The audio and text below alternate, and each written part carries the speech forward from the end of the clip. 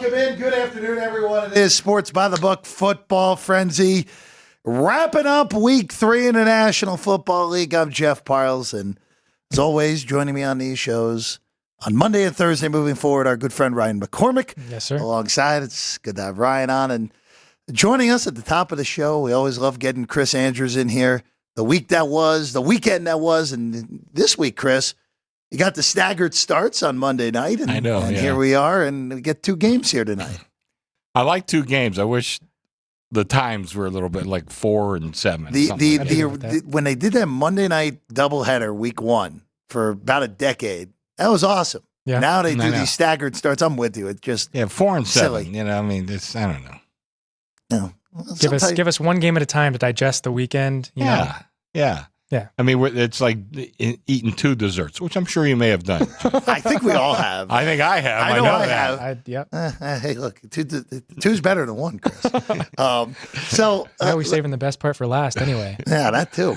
We are gonna have a good dessert here today because Vinny Magliulo will be at the end of the show as well. Yeah. So the beginning and the end with friends from behind the counter here. Chris, before we get into the weekend that was, let's go to tonight. Mm-hmm. The double dip. Let's start in the game that has seen a nice little bit of action here today. Jacksonville all the way down to a 4.5-point underdog. You guys opened at 6 at the beginning of the week, and now sitting here about an hour and a half before game time. Buffalo 2-0, Jacksonville 0-2. We saw a bunch of 0-2 teams and some surprisingly getting off the mat yesterday with a lot of 0-2s winning yesterday. Jacksonville with a chance to get off the mat in a very difficult place to do it in Western New York. I made this number 4.5 myself. I tried to open it a little bit under the market. I think there may have been some 6.5s around last week when I opened it. So I opened at 6, although I like the dog. It's just been a steady attack on the dog. I might have to go down to 4 with this game. But we do have a lot of money line parlays on both favorites. So, okay. If at this point, if Jacksonville covers, I hope they win. And then in the second game, the LSU Bowl, Daniels and Burrow, of course, another 0-2. Yeah. Not the one we expected to be 0-2 in this matchup. No. At Cincinnati's the 0-2. Commanders, of course, won last week with 7 field goals against the Giants. They're 1-1, but this has been steady on the dog as well from 8.5 now. Guys are the only 7 in the market on this place right now for this game, and Cincinnati right now still a touchdown at home. Yeah, I did like the favorite in this game. Yeah. I had no real beef with the opening number.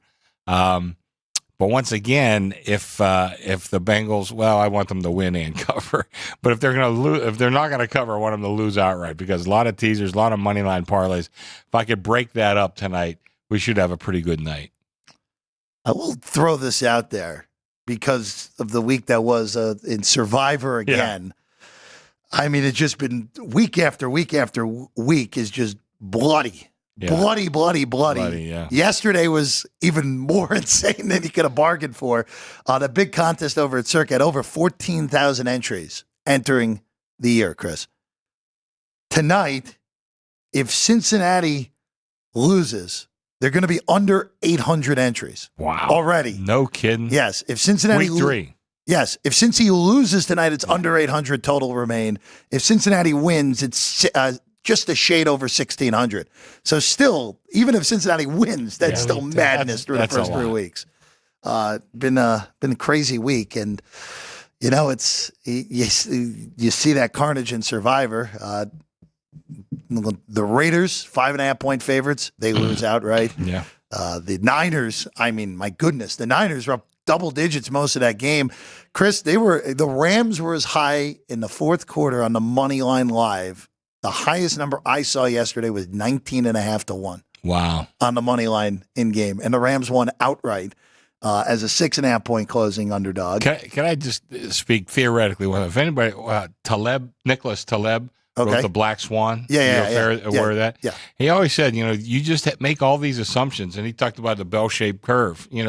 The tails on that bell-shaped curve are a lot fatter than what you assume, meaning, crazy things happen. And I'll give you 2 examples from this last week. Well, you just gave one from the Rams. I'm not going to go there. But how about on Saturday, highest scoring team of the day? Oh, yeah. I had James Madison 500 to 1. Now, I've talked to a couple of people. I said, the way to play it really is pick a couple of those real long shots. And if you ever hit one, it's going to make up for a lot of those $10 bets. It's hard to pick the right one. I don't know if I'd have picked James Madison. There's a lot of possibilities out there. I'm not sure they were what I would have considered one. Yeah. And then yesterday, Carolina, 75-1. Yeah, how about that? Now that's as high. That's about as high as I go in the NFL. I might go to 100-1 on a couple of teams occasionally, but the fat tails on the bell-shaped curve, on certain don't just eliminate. They were 19.5-1. What's that, about a 5% shot? It's a pretty good hit if it goes. I know. Chris. Let's go with that. You can't just play every one of them. I know that, but try it. Listen, it's easy now, 2020 hindsight, but that is the way to play those things. Chris, just asking how much. I asked you this on Saturday. How much money did you take on James Madison? $0. So a nice little dodge. A few bucks on Carolina. Yeah, not many, but a few. Yeah, dodging the 500 is the bigger deal. Yeah. It's a pretty significant. Yeah, $100 bet would have hurt my percentage pretty bad. Yeah. Chris, I just wherever you want to go for this weekend. Obviously, I came back and said to you, the first thing I said to Chris when I went back there, making sure he's going to be at the top of the show here, Ryan, was there was a lot of bad coaching yesterday in the National Football League. There was, and boy, your team was a culprit, Ryan. But they have been for the last 2 years. They were not even close to the top. Longer than that, but they were not even close to the top yesterday. Yep. Chris. Nick Sirianni coached one of the worst NFL games I've ever seen, and his team still managed to win the game. Just kind of shows how bad it was on the other side for New Orleans as well. Yeah, or my good friend. He hasn't been on our show. I think he'll probably come in a little while. Mr. ACL. I always like that kid. Guy works hard. He said, Sirianni, forget the win. He should be fired for malpractice. And you hear, and Vinny, I think, wants to talk about it too. A couple of guys are talking about coaching malpractice. Rich Gannon talking about it. I mean, these are guys, respected football guys talking like that. And, the one that I mean, it wound up working out okay for us because the best result last night for us was Chiefs and under. But I'm watching the game, and when they had fourth and, relatively short, but with a little bit under 4 minutes to play, how do you not kick that field goal? You have 3 timeouts in the 2-minute warning. Yeah, your defense has to step up. And I know it's still Mahomes. The offense is not playing that good, pretty much all year. I mean, you could stop them. I mean, and they ultimately did. Yeah. And they ultimately did, exactly. Mm-hmm. But that's, that you have to call on your team. I mean, I have to think at that point in time, and I haven't heard too many people talking about it. I've seen a few, but they absolutely should have kicked that field goal.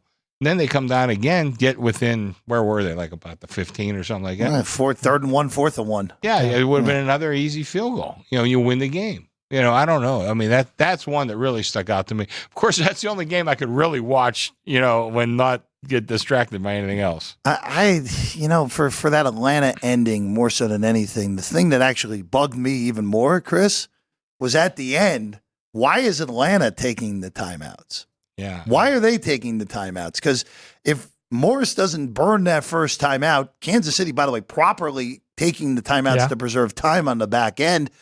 If Morris doesn't take a timeout, Kansas City goes 3 and out, and Atlanta still gets the ball back with 35 seconds left. True. Yeah, true. That was another thing from that game I didn't love either.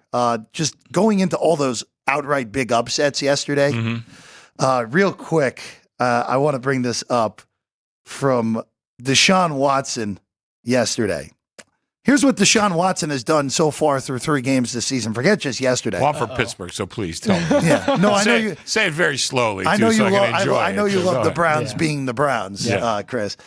Excluding Deshaun Watson leads the league in total dropbacks so far this year through 3 games. Take Bryce Young out of it, okay? Deshaun Watson is last in the NFL in total quarterback rating, yards per attempt and yards per dropback, success rate, and explosive play rate. So that's exactly who you want as your quarterback. Yeah. Basically, he's the worst at 5 of the 6 most important things for quarterback numbers. They bailed on Baker Mayfield way too early. Well, they only give by the way, also the fun part with Watson too for Cleveland, if the Kansas City Chiefs were to some bizarre universe cut Patrick Mahomes, they would be on the hook for less money than Cleveland would be for if they cut Deshaun Watson. Is that right? Yeah. By the way, here's another quarterback situation. I just had to double check my notes here. So Bryce Young, who you mentioned, he gets replaced by the redhead. Yep. You know the difference in my power ratings from last week to this week? Go ahead. 7 points. Yeah, well, based off Dalton's performance, it might have even been more. I've always been a bit of a Dalton fan. I thought he got a bad rap. I thought he was a good quarterback. He wasn't like the savior that they hoped he was in Cincinnati, but he's a good quarterback. I mean, he can win some games. Yeah. I'm not sure how many they can win, but he's a much. Let's not forget, it's still Carolina. And the quarterback change is good, but Tepper has just hurt that franchise so bad. But they have a few athletes. I mean, I think they'll win, maybe 5-6 games with Dalton the quarterback, something like that. We had talked about it on Punchlines. Andy Dalton, since Aaron Rodgers last threw for 300 yards in a game, Andy Dalton's done it with 3 different franchises. Yeah, Get out of here. Is that right? Dalton's the only guy in the league so far this year to have a 3-touchdown, 300-yard game. Well, I knew that. Yeah, I knew that. But he's done it 3 times since Rodgers did it last. With 3 different franchises: the Bears, the Saints, and the Panthers. That's pretty incredible. And you know what the funny part of it is? I guarantee you that a lot of people wouldn't have even realized 2 of those 3 franchises. I was going through my head, where's the third one? Because I knew it wasn't Cincinnati. I knew Chicago and Carolina. Chicago, but wow. I skipped my brain. Just the quarterbacks. Oh, I wanted to talk about one more thing. The Saints really proved. You go back and look; they had some fantastic stats. Okay, against Carolina. Okay, we didn't realize how bad Dallas was. Oh yeah, we didn't. Now we do. Yep. So that very much paper tigers. And I know, Jeff, you and I both talked about how we liked Philadelphia this past week because if Saquon Barkley holds the ball that he would hold 98 times out of 100 for sure, then they would have been a couple. They'd be 3-0 right now. Well, and they'd be a couple point road favorite. Yeah. Instead, you're getting 3 on this team. And they were lucky. I know. But, I mean, how many games come down to the fourth quarter or the last couple minutes in the NFL? And, getting those points in a game like that was certainly the smart thing to do. I do want to ask you real quick about the 2 surprise 3-0s. Not throwing Seattle in there. Just look at the opponents for Seattle and then come back to me. Pittsburgh and Minnesota, who are both 3-0. Yeah. Not much was expected from either team, even though we kind of figured Tomlin would find a way to win at least 9 games with this team because he always does. But which one of those teams, Chris, just from watching where your rankings say right now, where do you have both of those teams and how much have you vaulted both of those teams into this year? I've done a lot of pro work, but I won't finish. I don't have them all next to me. But I think coaching, you see the Minnesota coaching staff. Oh, yeah. They have done a hell of a job. And, we're talking about quarterbacks too. Sam Darnold, I mean, he had horrible coaching throughout his career. He was a similar player to Fields, I think, because he couldn't protect the ball. And I remember him coming out of college. I said the same thing. You can't have a quarterback that doesn't protect the ball. But he needed good coaching at some point to show him how to protect the ball and how not to take sacks and how not to fumble and how not to throw interceptions. He never got it. Now he's getting it.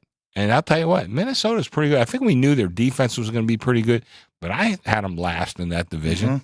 I think a lot of guys You can kind of do the same thing, even in that same division. Matt LaFleur in Green Bay getting Malik Willis, who was nothing in Tennessee, and Malik now they Willis. have 2 wins. Forget it. I mean, he was great yesterday. He was. But I mean, he was a 7th-round draft choice that got cut. I mean, he was terrible. But you get the right coach, right situation, can make such a difference. I mean, Mike Greenberg talks about this all the time, and I have to agree with him. More quarterbacks get ruined than get developed. And my franchise can speak directly to that. I didn't want to look at you when I was saying you can look at trying to look at Jeff. You can look at either of us and it would be factually correct. Yeah, that's right. I'm like the Jets fan. Oh my God. You could do either franchise. But I think that's so true. And Tom Brady had a good article. I don't know if it was an article or statement came out the other day.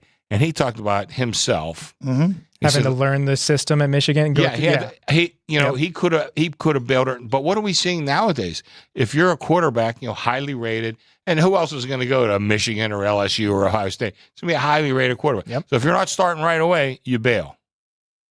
Then you get drafted in the NFL. You're expected to start right away and win right away. And we're starting to win. Now, Andrew Luck did well in the beginning. So did RG3 until he got hurt. Both those guys got hurt. There's a few that did. But you look back, how many guys came in, and like Russell Wilson, he played a lot in college. Played a full 4 years in college. He played a lot. But really, you go back, Brady used himself as an example. But how about Eli Manning? And Peyton Manning. Both the Mannings were awful early in their careers. And Rivers, all those guys. Rivers sat for 3 years. Yeah, Roethlisberger. Yeah. These guys all played. Now, Anthony Richardson, I see him, and I like his talent, and I've seen some things about him as a person. I like him, but his kid has no game experience. None. And then you look at Bryce Young. He played one series in the preseason. I mean, this is, we talk about coaching malpractice. But we're doing this with so many of these young quarterbacks. But you see a guy like Andy Dalton who can come in, and what's Andy? Got to be 35 anyway, right? Yeah. Probably more than that. Over, yeah. And the one example I always used, you guys are probably too young to remember this, but Steve Young got drafted in the USFL. Yep. They went bust, and then he goes to Tampa. He was kind of a disaster in Tampa, but they liked him in San Francisco. Bill Walsh liked him, drafted him. He sat for a couple years behind Joe Montana. Now, he retired at 38 because of concussions, but he still had his legs, and he had all the brains from all that. And I always said Steve Young is the most underrated great quarterback of all time, and he'd have been even better if he didn't have those concussions. I think he could have played, I don't know about like Brady, but like Rodgers into his 40s. Sure. And those are the kind of guys.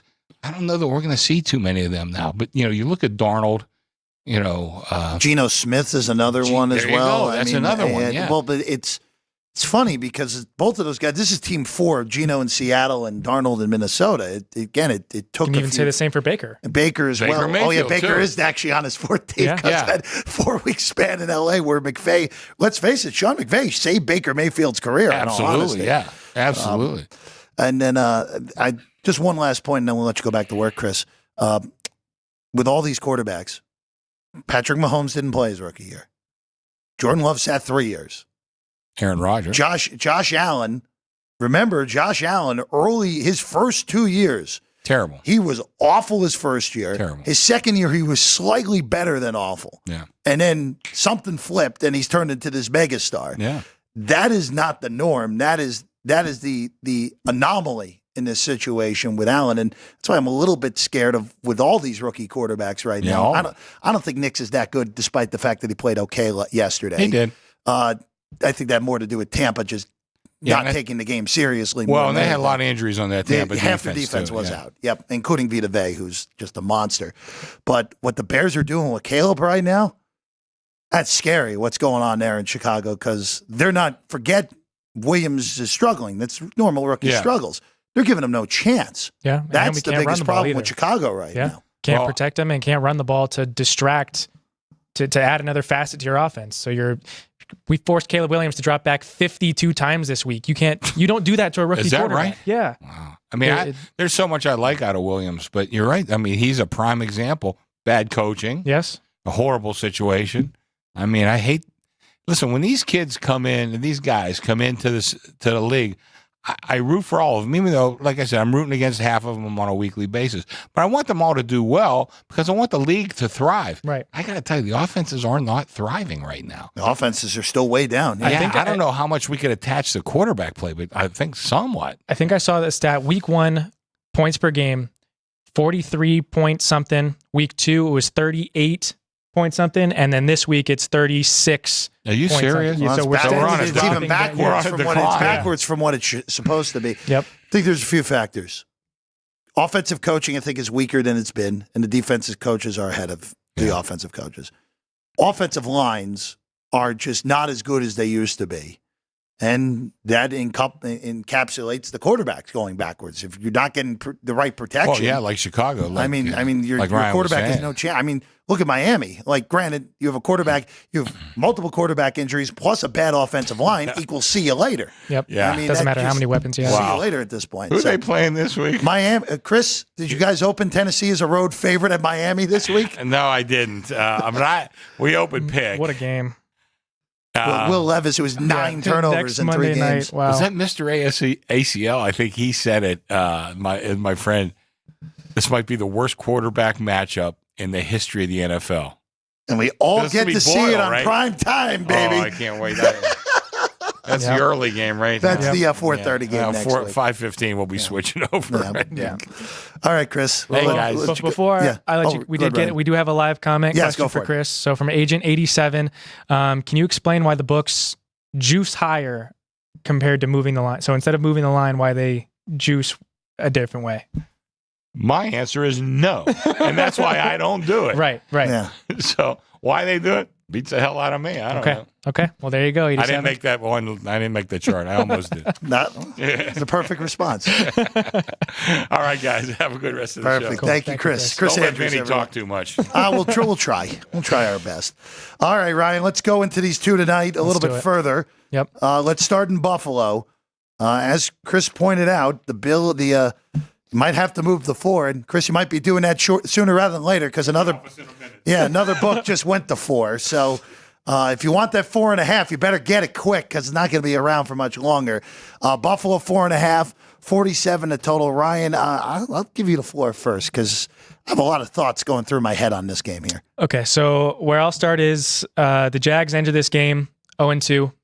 The Bills enter this game 2-0. For the Jags, when entering a matchup on a 2+ game losing streak, the total has gone under in 7 straight. Now, if you roll over, because they ended the last year on a losing streak, if you roll over to this season, that's 9 straight unders for the Jags.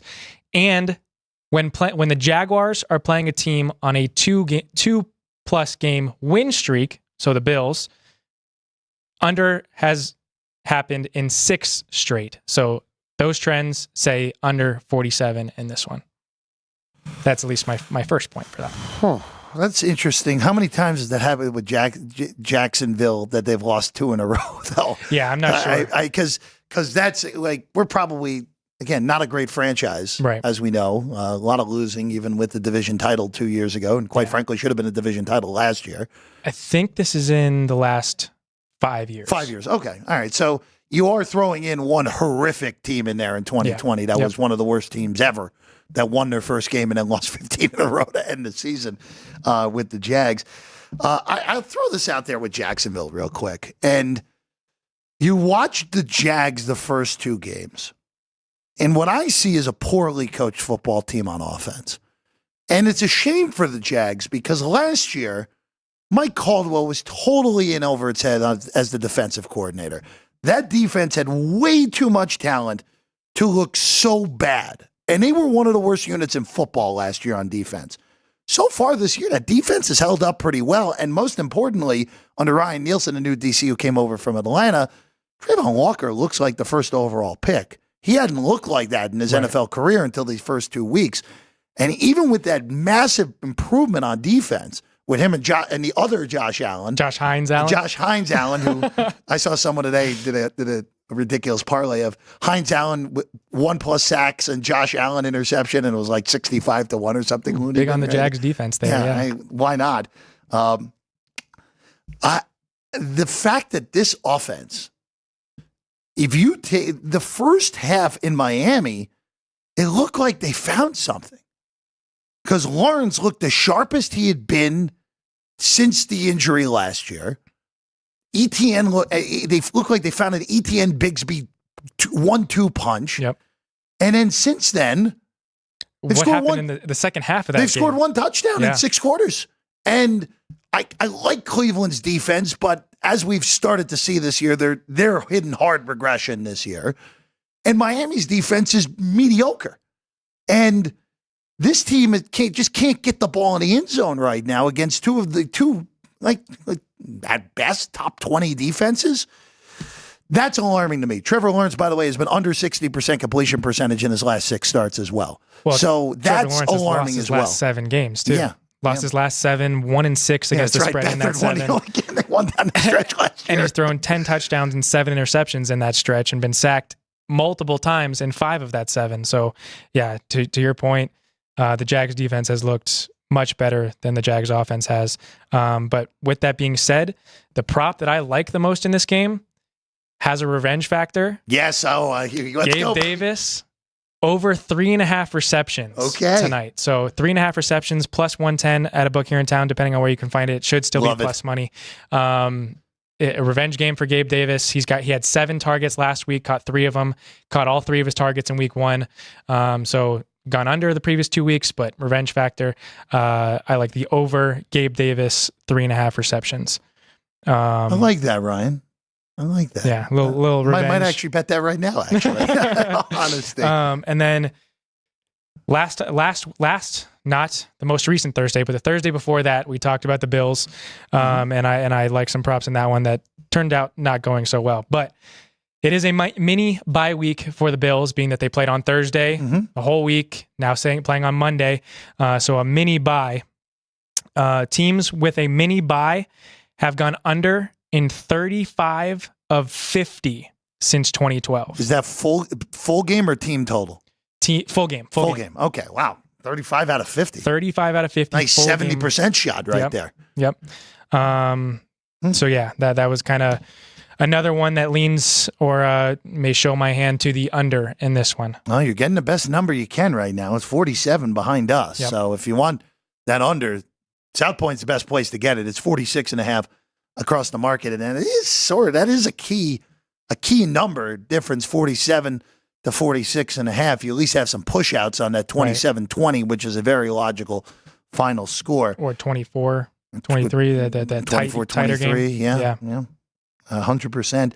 The only prop I bet tonight so far, and I might not be done, Ryan. Yeah. I bet Keon Coleman to score an anytime touchdown. We got 3-1 over at the Super Bowl. Yeah, he disappointed me last week, but yeah, I just some point for Allen, and look, Josh Allen has done the one thing he's needed to do so far this year, and that's protect the football. Yep. Yeah, he had the 1 fumble against Arizona, but 1 turnover in 2 games. If you get that from Allen, you take that right away. You take that all the time if you're Buffalo. Didn't have to do much of anything last week. The Buffalo defense just annihilated Miami the whole game. Yeah. But Keon Coleman's the guy that I bet. We have DraftKings numbers on the board. There was the 3-1 over at the Superbook, which, again, I said this yesterday. I applaud the folks over at the Superbook for actually putting up fair anytime touchdown numbers in comparison to the market, where there are just so many books that are just looking to take advantage of the better on that market. And the Superbook and Jay Cornegay and John Murray and that staff have put up fair numbers, which I greatly appreciate so far this year, and just keep it up. And I know they will, because they're one of the most respectable places in the entire city at this point.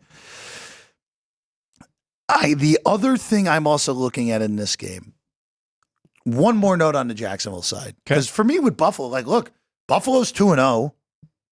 If they lose this game, you shouldn't really freak out, even though the schedule gets much more difficult the next 3 weeks. They go at Baltimore, at the Texans, at the Jets. Oh, God, that's actually even worse than I realized the next 3 weeks. That's a gauntlet, where you get 3 teams that were all favored to make the playoffs going into the year, 3 straight all in a row. Wow, that is a brutal stretch for Buffalo coming up. But look, they're still good enough to get 1-2 through that stretch. And if they're 3-3 through 6 games, they'll still more likely than not be fine in the AFC.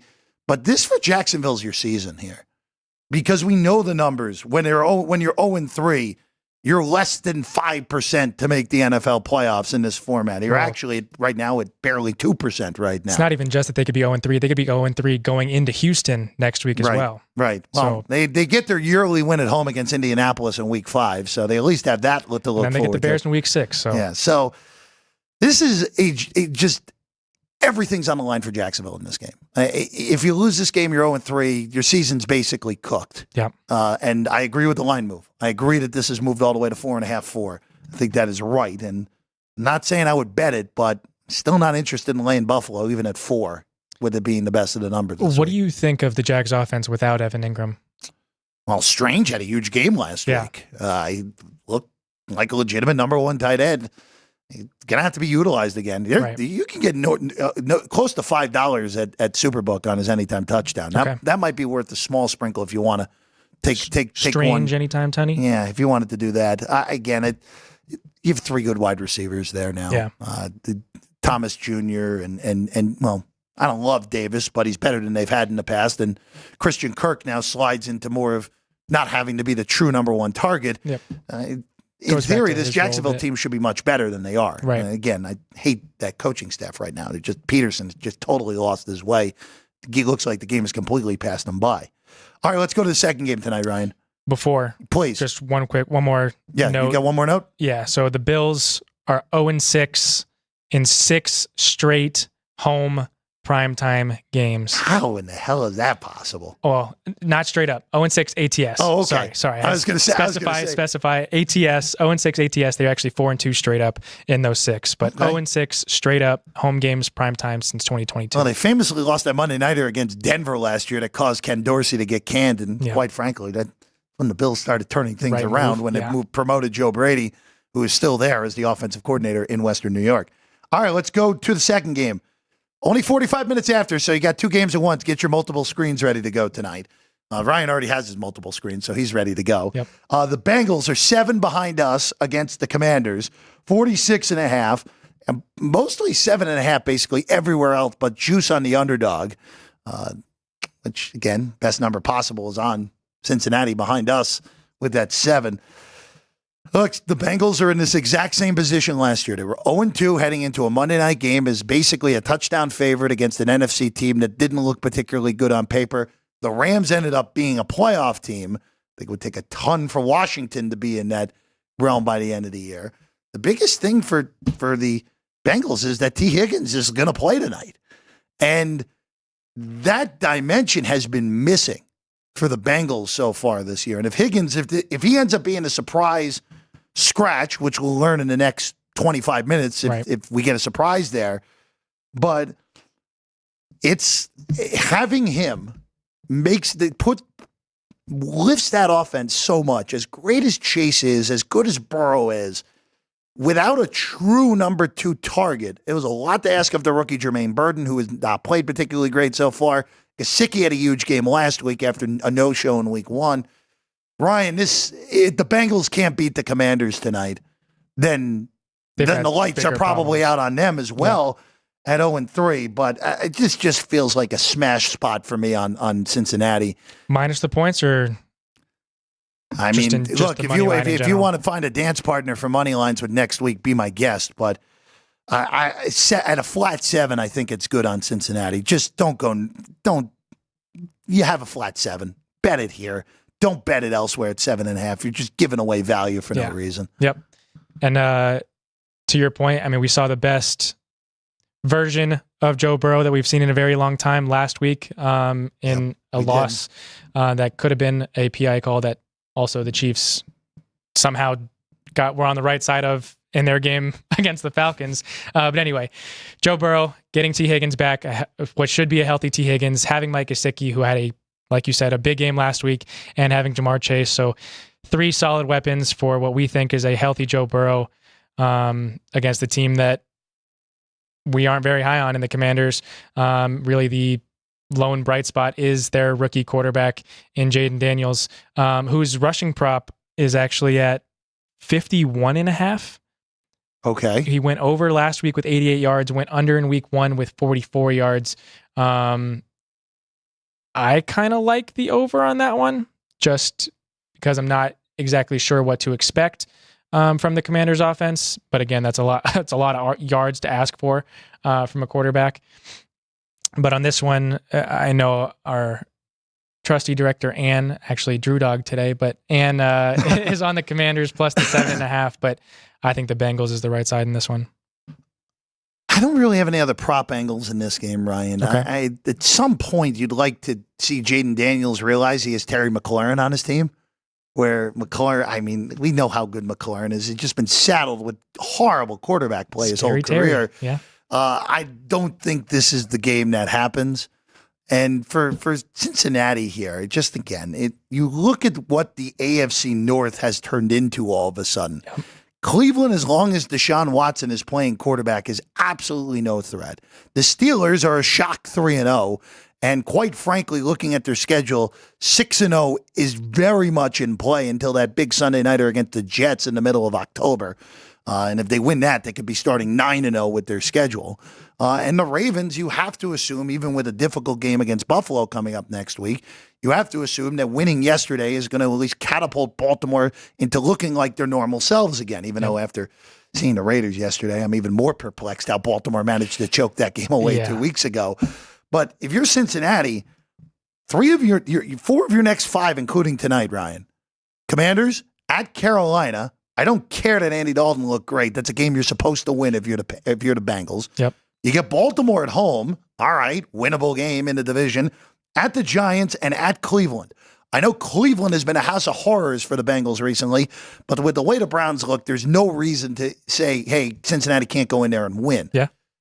You gotta go on a run here. You gotta win 4 out of 5. Realistically speaking, you gotta win 5 in a row if you're them until you go get Philadelphia at home, which is not in all honesty, a game. If the Bengals are on a 5-game winning streak, the Bengals will be favored in that game. So I want to see it. This was a lot of people's Super Bowl pick going into the year. I had them picked to be the number 1 seed in the AFC playoffs. We have not seen that team through 2 weeks. We need to see it tonight, and I do expect to see it from Burrow and company. So you just made a mention of their division. The Ravens, who are 1-2 now, play 3 of these teams that are playing tonight in their next 3 weeks. They play the Bills, they go to Cincinnati, and then they host the Commanders. So that just a funny, interesting quirk. Yeah, just a funny quirk there. I was going to ask you a question, and I completely spaced what it was. Oh, the division. That's the division. Yes. Okay. Yes. So go for it.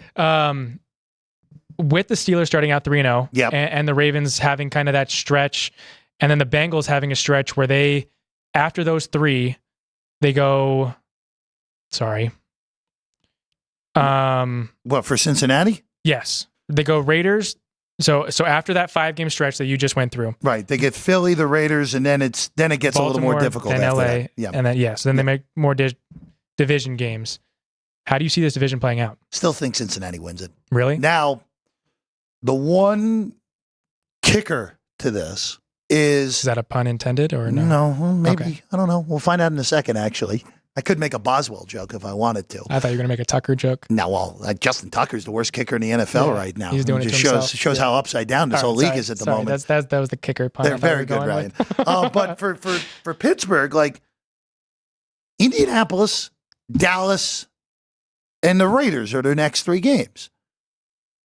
They could go 0-3. They could also push the record to 6-0 with those 3 games. Yeah. And look, in Indy and Chris brought up Anthony Richardson. By the way, Pittsburgh's a 2-point favorite in that game against Indianapolis in the early numbers here at the South Point for Week 4. The Steelers' defense is even better than I thought it was going to be going into the year. And Justin Fields, this is the biggest break they got all year, was Russell Wilson getting hurt.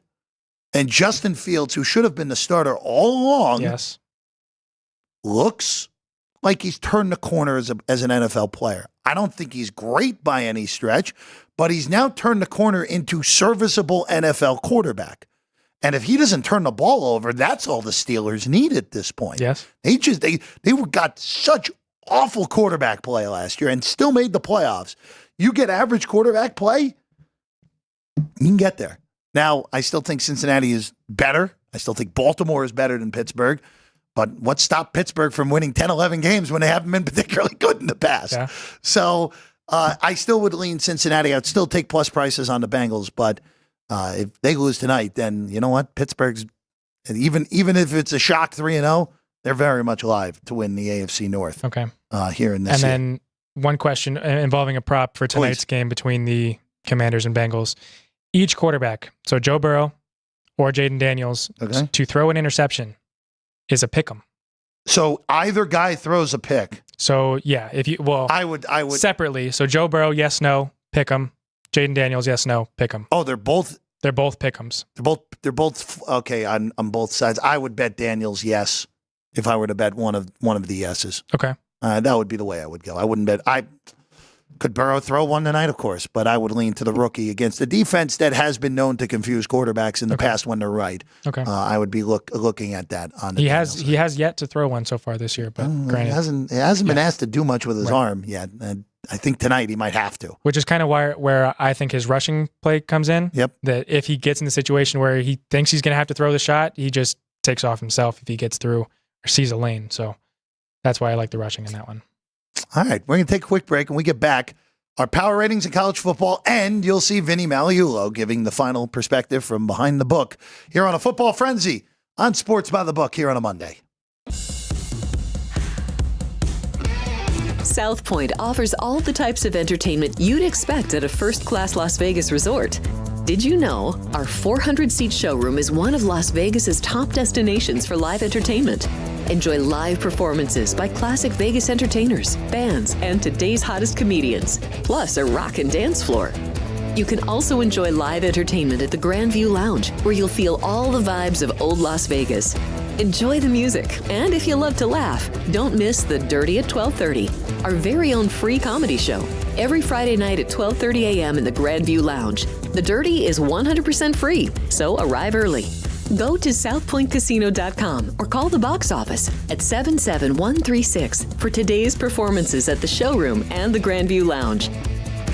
When you're ready for your favorite cocktail, stop in and unwind at one of our 7 specialty lounges. There's a bar around every corner, because you're in Vegas, baby. South Point Casino has plenty of attractions for the whole family.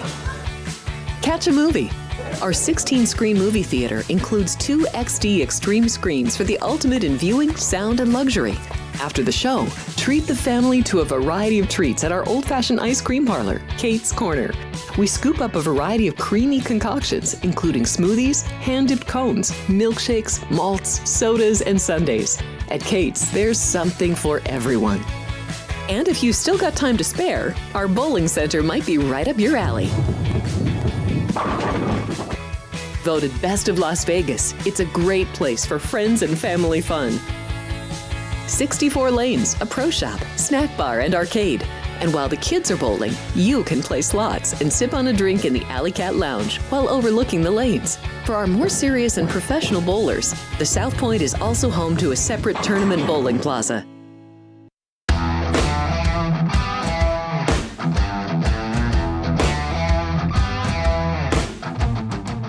Welcome back in. It's Sports by the Book Football Frenzy. Jeff Parles, Ryan McCormick alongside, and we'll do our quick little detour to college football, and we'll give Vinny Magliulo the grade our power rankings for the second straight week in college football, Ryan. This was a very peculiar week in college football, to say the very least. Utah did not play Cam Rising and still went to Stillwater and beat the living heck out of the Cowboys. I know it ended up being a 3-point win, but that final score was not indicative to how big of a beatdown that was. Nope. Oklahoma has when you have 2 quarterbacks, you have no quarterbacks issue going for them, as Tennessee really handled their business. And again, another game that final score was not indicative of how big of a mismatch it was. Tennessee won by 10. They probably should have won by a lot more. But here we are on power rankings for me. I have my exact same top 10, but I had to do a little tinkering because my alma mater, Missouri, boy, they were lucky to get out of that game against Vanderbilt with a win in double overtime. And quite frankly, they deserve to lose the game. When your coach has a game that's an F and your quarterback has a game that's a D+ in conference play, you usually don't get away with it. Mizzou was lucky that they faced the second worst team in the SEC in Vanderbilt. Pretty much anyone else other than Mississippi State would have been a loss for Mizzou on Saturday. Miami goes to number 9 for number 10. They just handled their business in Tampa. Nice cover, nice win against South Florida, who hung in for a half and then got decimated in the second half. Penn State actually moves down a slot despite covering as a huge favorite against Kent State. Not much to be said. It beat a horrible team. We're going to learn a lot more about Penn State, who's a bigger favorite than I expected against Illinois, coming up on Saturday in Happy Valley. Tennessee moves up to number 7. Ryan, I'll just say this. I said this last week. Number 4, and now 4 through number 8 for me are all within a point of each other. Okay. You can any order, pick them out of the hat. I wouldn't argue with you. Anything from these 4 through number 8 teams in college football. Ole Miss is at 6, beat up on another bad opponent. All right, and let's see what Ole Miss really is when they get into conference play, which they open up conference play with Kentucky on Saturday. Get that game at Oxford. Don't think we'll learn much in that one. I think that's just a bad matchup for the Cats. Bama plays Georgia this week. Bama comes in at number 5. Boy, we're going to learn a ton about Alabama, I think more so than Georgia this week. Bama, by the way, an underdog right now in that game against Georgia, 1.5 or 2, depending on where you look. Oregon in at number 4. I've been stubborn on Oregon. I probably should have moved them down a little further earlier. They didn't play this weekend, but that performance against Oregon State allowed me to justify at least keeping them still in the top 5. And then my top 3 didn't change. Ohio State still 3. You beat Marshall by $1 billion. Doesn't matter to me. Georgia was on a bye. They should stay still at number 2. And Texas, they are the most talented team in the country. The question with them is going to be, can Steve Sarkisian hold up this whole year? Because they're the opposite. They have 2 quarterbacks, and they're both great. Yep. So, which will create a very interesting situation when Quinn Ewers is healthy enough to return. And it looks like Ewers is going to be healthy enough to return for Bedlam. So that, or not Bedlam, Red River, I should say, in Dallas. So that's going to make it very, very interesting when that comes in a few weeks, Ryan McCormick. Yeah. Manning looked every bit like he could be their starting quarterback and take him far. He's awesome. That kid is awesome. All right. So to go with my top 10, I did have Mizzou at 10 last week. Uh-huh. They fell out for me. Yeah, not surprising. Utah did take over the number 10 spot. They're rushing for over 200 yards per game. They rushed for 250 this past weekend against OK State. And like Jeff said, with their second quarterback. So if they can get Cam Rising back, I do expect them to be able to do something in the playoff. And then I have Miami, the one in Florida, at my number 9. Yeah. Miami, Ohio is not a good program. Okay, so then I go to Penn State at 8. They moved down 1 for me from 7 to 8, just as like Jeff. Goodness. Number 7, I have the Tennessee Volunteers, Nico Iamaleava.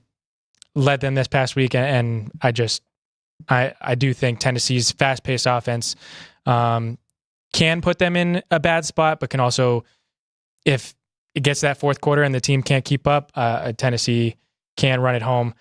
Oregon is my number 6, kind of the same thing for Tennessee there. Dan Lanning wants to do that at Oregon. And then 5, 4, and 3 have stayed the same for me. So Ole Miss, Alabama, and Ohio State are my 3 through 5. Ole Miss, a little bit of a homer reason. My younger brother decided to go there for his academic choice. Okay. Goodness gracious. So yeah, I do hope, as well as think, because of the product that has been on the field at Ole Miss, can do something. They've only allowed 1 touchdown in 240 minutes of football now. So Alabama on their bye week, like you said, Jeff, I couldn't move them down or up anywhere. Ohio State did put up some great numbers against Marshall. It had the breakaway plays from the receivers, from the running backs. So they shown that they are prolific on offense. Georgia on their bye week, I did move them down from 1 to number 2 because of the performance that Texas put on. So the Longhorns are my number 1 team in college football. We're hopefully going to get number 1 versus number 2, Ryan, when those 2 teams play in Austin. Again, awful scheduling for Texas. They go Oklahoma, Georgia back to back. Yeah. Just a brutal back to back there for the Horns. Can't really afford to look ahead there. No, well, I don't think they will. They'll be ready for Red River, and Oklahoma's been preparing for Red River for probably 6 months at this point with the way they've played so far this year. Yeah. Vinny Magliulo is in with us. What do you say, fellas? You guys are matching. That's right. Slightly lighter gray for Ryan, or grayish blue for Ryan McCormick on the jacket. Very Coat sharp. shirt, no Very tie. Sharp. Yeah. I mean, he's got the equipment. He's got the suit. It's tough to keep up. I mean, just trying to be excellent. like you, Vinny. Good job, buddy.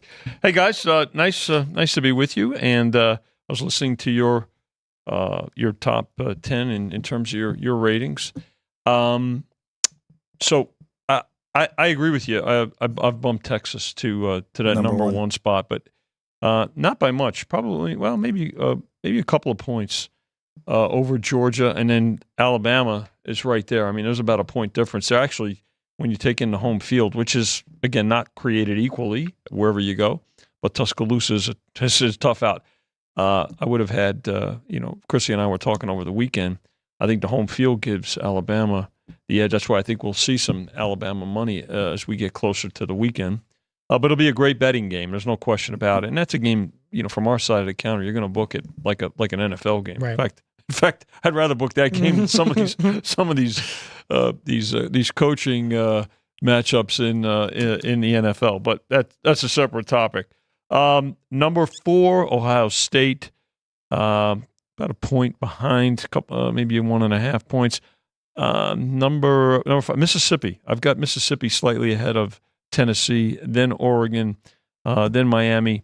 And then you can group, you can kind of plug and play whoever you like after. Utah, So Missouri, Notre Dame. Utah with a big win. I mean, there's a lot of teams in there that could be number 10. There's when you start getting beyond those first 8, there's interchangeable. It's almost interchangeable. I will say, because of what happened week 1, Clemson's kind of sliding under the radar here.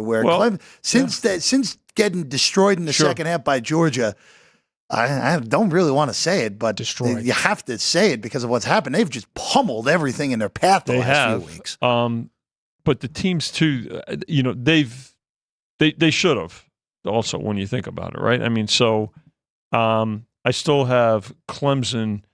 Like when you compare Clemson to the teams we're talking about, to let's say Texas.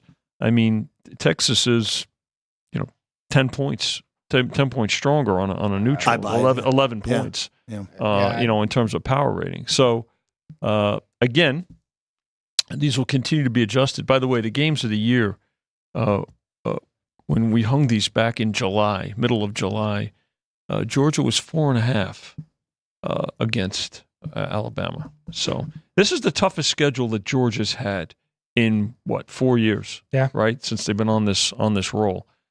So you mentioned, Jeff, we're going to learn a lot about Alabama this week. I think we're going to learn a lot about Georgia as well. So right, yeah. I mean, it's a heck of a game. It's a great game. It's Vinny. The one.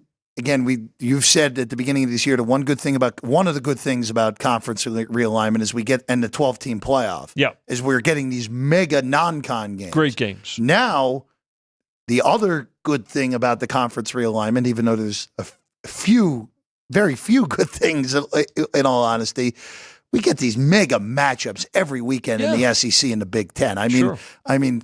Again, you get Alabama. You're going to get Alabama, Georgia here. You're going to get Georgia and Texas in 3 weeks from now. Yeah. You get Texas, LSU later. Like, you're just getting these matchups you never would have seen because these conferences. Oregon and Ohio State was the 5th game I mentioned there, and that game's going to be awesome. You also have to take into account travel, right? I mean, there's a lot more difficult travel now. Listen, I know they travel much better than years ago, but it's still travel nonetheless, and cross country travel. So there's a lot more miles to put in. Travel is not easy, even though it's, let's say, chartered and in really very much more luxurious.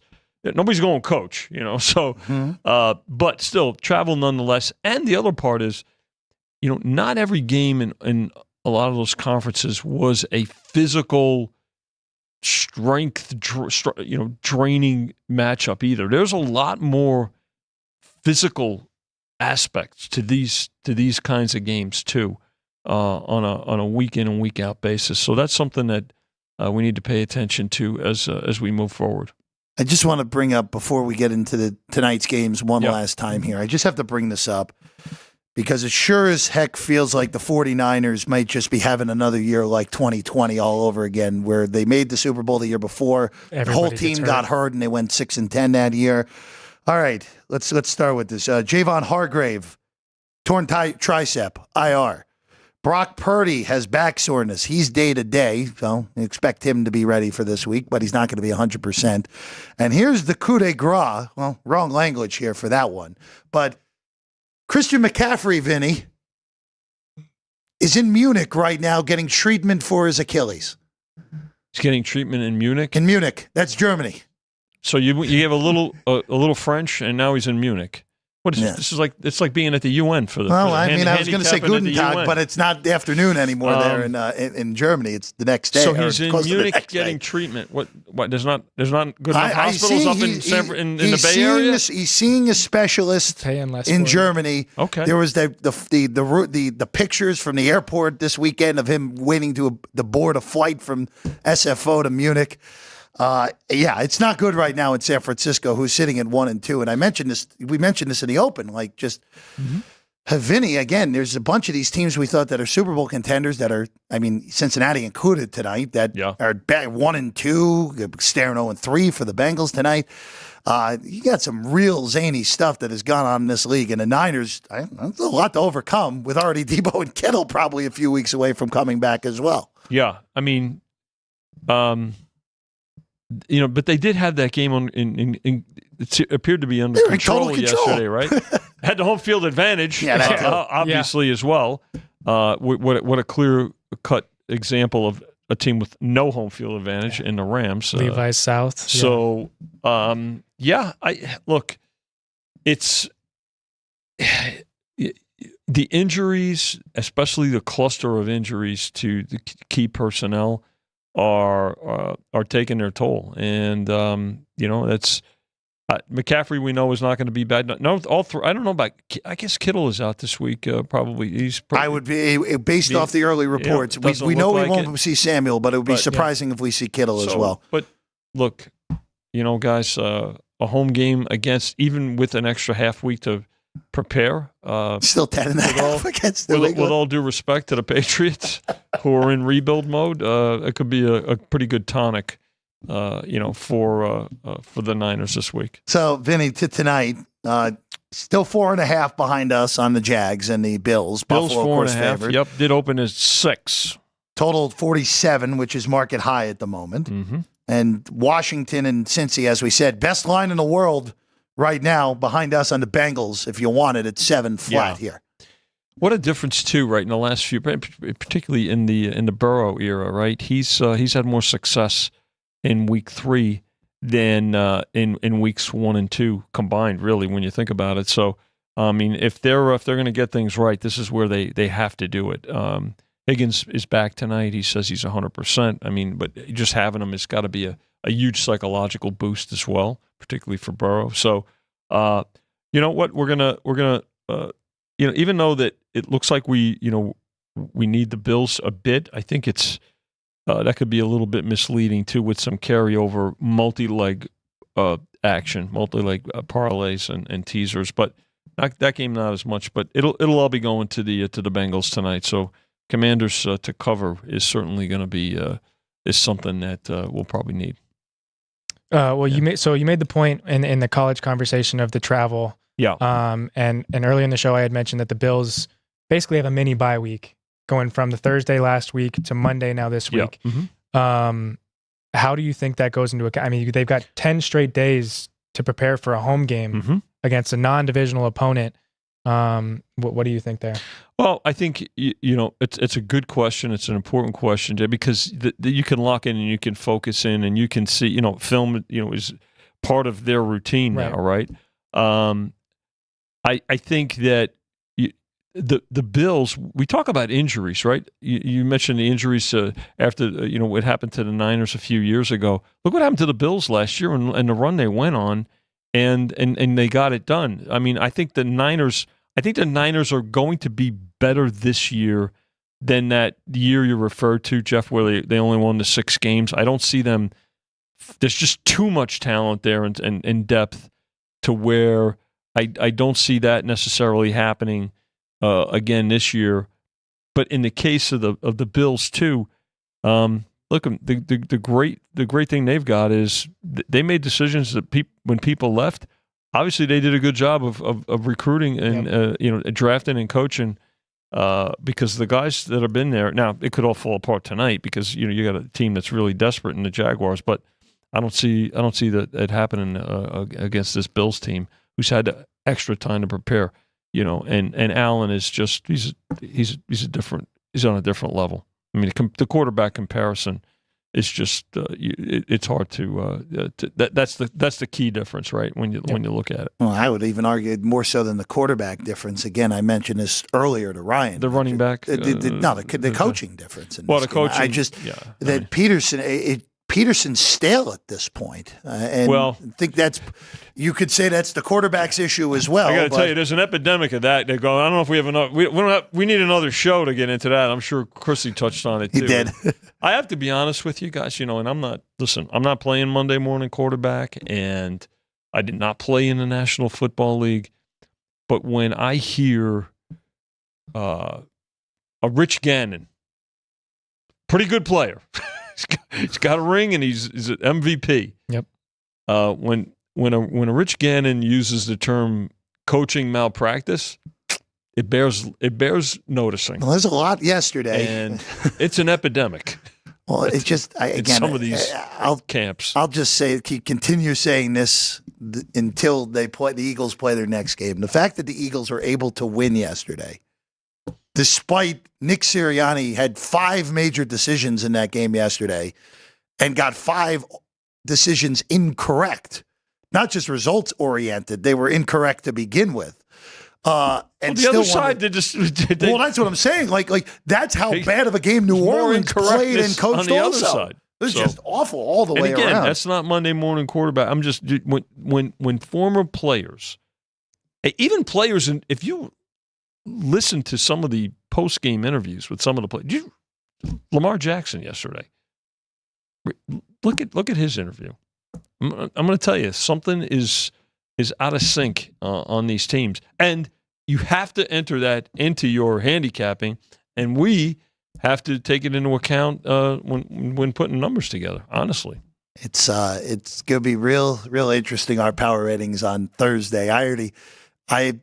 My power ratings are in for the week, assuming chalk prevails tonight and there's no major injuries, which the way this week has gone, that is a massive if on the chalk prevailing part. Yep. Where I mentioned this to Chris, Vinny, there'll be if Cincinnati goes down tonight, the big survivor pod in town at Circa that had over 14,000 entries will be sub 800 if Cincinnati goes down tonight. There you go. It's week 4. Yeah. Not even November 4. yet, or excuse me, October yet, I should say. Crazy all the way around. Ryan, before we get out of here, again, the only play I have right now, I have Keon Coleman 3-1 anytime touchdown is the play I like the most. I also am going to follow you on the under in this game as well. We're going to take the under to 47 as well in this game with all those trends you mentioned earlier. What, 10 unders yesterday? Yeah. Ryan brought it up. I mean, the points are just going backwards so far this year in the 2024 season. So week 1, 45.8 points per game. Week 2, 39.6 points per game. And week 3 has been 38.3 points per game. So steadily on the decline. There you go. So the favorite play for me in this one is Gabe Davis over 3.5 receptions plus money, depending where you get it. And then the under in that Bills-Jags game. And then for Cincinnati and Washington, again, 7 on the Bengals, I think is fine. If you want to go ahead and bet that, that's going to be an in-game game for me, more so than anything on the Bengals and the Commanders. By the way, I want to just bring up one quick note real quick that also came down during the show. The Chargers play the Chiefs this week. Mm-hmm. Derwin James just got suspended for a game for violation of repeated players' safety and health rules. Yeah. He committed another one of those penalties over the weekend in Pittsburgh. So there's a real chance the Chargers are without Herbert, Slater, Alt, and James on Sunday against the Chiefs. Good luck.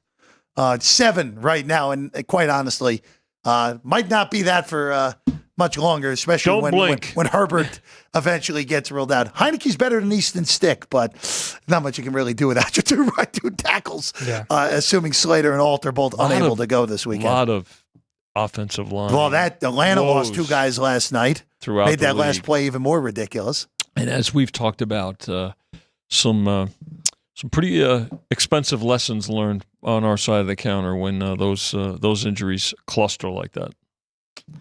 Vinny, it's a pleasure as always. Good to be with you guys. Ryan, good work. Crew. You too. Jerry and Drew Dog, thank you as always.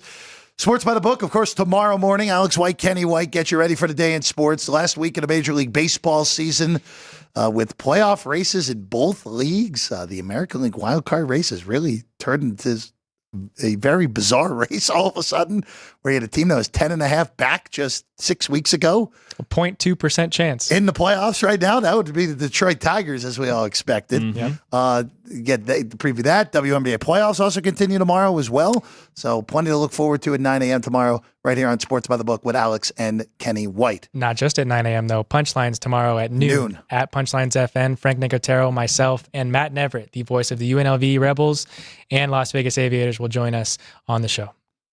Looks like the Rebels are staying in the Mountain West Conference. Only time will tell on that one.